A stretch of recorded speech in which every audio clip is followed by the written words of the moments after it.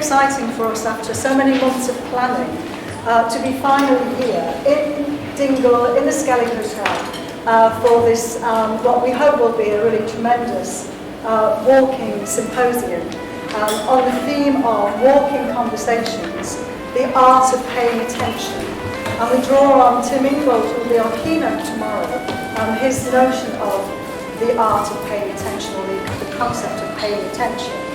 And we as sociologists also think about walking really generating what we call non-procedural methods, so more creative, not formulaic ways of doing life so. But walking connects all of us.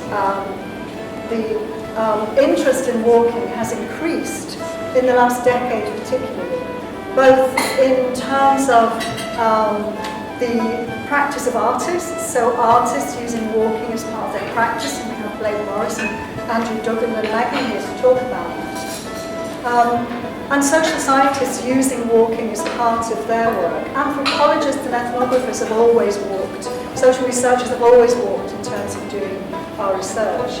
But the other thing that stands out for us is the popularity of long-distance walks.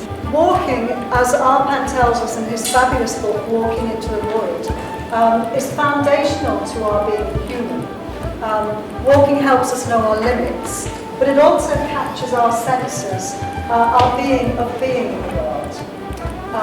It involves often slowing down and disconnecting from electronic devices, but it also opens a space for conversation, for storytelling, for connection with each other, but also, most importantly, in this environment, in this context, connecting us with nature, with the landscape, with geology, with rocks and stones, and the history that reveals itself through the landscape.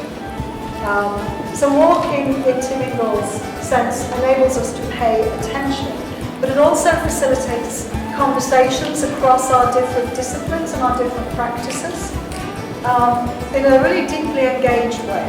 We were talking about the idea of the walking classroom. And so, the walking classroom really draws our attention to the importance of teaching and learning.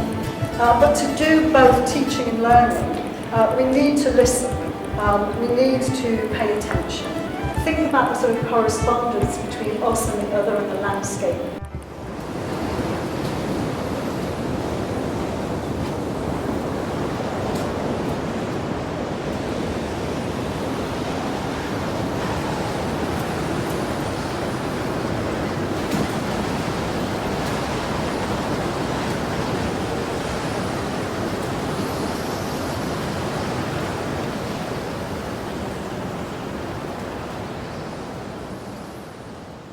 In the walk, we got into the idea of big, deep conversations very quickly, where you mightn't have just sitting down over a cup of tea.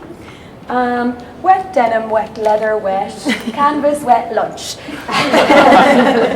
The street I grew up on in China, responsible foraging, twilight, hunger, Moby Dick, so many whales but no fungi.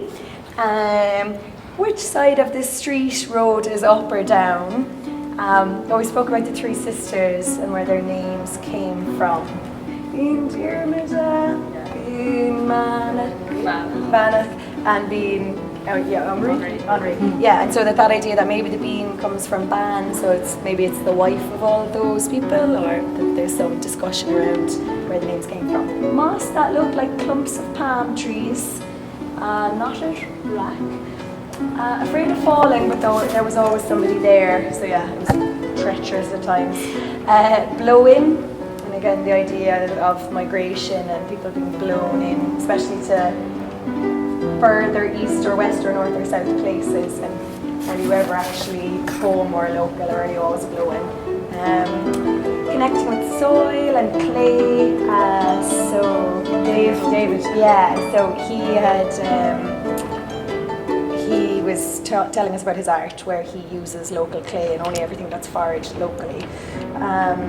Waves, patience, kindness towards myself, fault lines, bus, wind and rain slapping the face, Out of Control, poetry, poetic voice.